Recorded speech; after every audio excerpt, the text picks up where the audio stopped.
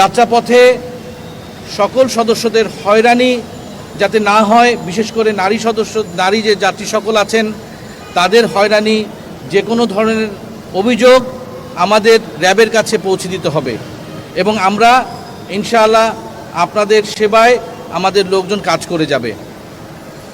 আমি আরও একটি কথা আপনাদেরকে সতর্ক করতে চাই, সম্মানিত যাত্রী সকলকে, যে বিভিন্ন অজ্ঞান পার্টি, মলম পার্টি এবং অন্যান্য যে সকল ছিনতাইকারী আছে তাদের বিরুদ্ধে আমাদের গোয়েন্দা নজরদারি অব্যাহত আছে। তবে আপনারা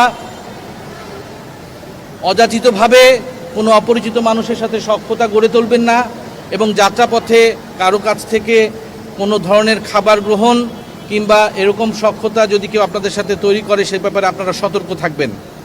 এবং আমরা এরই পাশাপাশি দূরপাল্লার যাত্রায় মহাসড়কে 2 চাকার যানবাহন এবং 3 চাকার যে যানবাহনগুলি আছে সেগুলো এড়িয়ে চলার জন্য পরামর্শ দিচ্ছি এবং আপনারা আপনাদের যাত্রা নিরাপদ হোক, আপনাদের ঈদ সুন্দর হোক এবং নিরাপদে আবার আপনারা কর্মস্থলে ফিরে আসুন।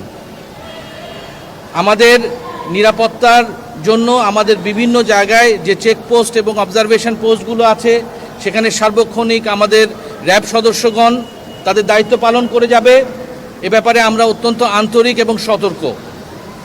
সম্মানিত যাত্রী সাধারণকে আমি অনুরোধ করব, আপনাদের অভিযোগসমূহ আমাদের র্যাব সাপোর্ট সেন্টার কিংবা অবজারভেশন পোস্ট কিংবা র্যাবের যেখানে টহল টিম আছে তাদেরকে জানান।